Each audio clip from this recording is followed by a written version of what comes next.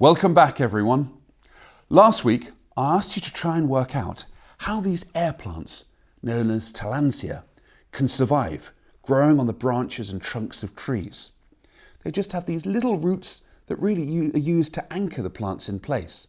They don't have any connection to the ground and often can grow with no soil and no substrate at all. Well, could you find out the answer? They do this with an incredible adaptation on their leaves. If you look really closely, air plant leaves are almost silvery. Under a microscope, they have little structures called trichomes. These are scale-like structures that enable the air plants to absorb water really rapidly. So when it rains, the plants can get all the water they need and they can store it within their often succulent leaves. I can actually show you this by spraying these air plants.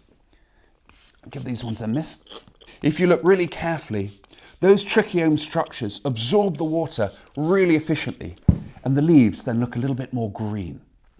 They also have an amazing way of collecting nutrients. Like many bromeliads, they have hollow leaf bases.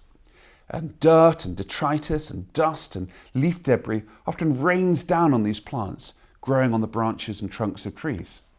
All of that detritus collects between the leaves and accumulates in those leaf bases.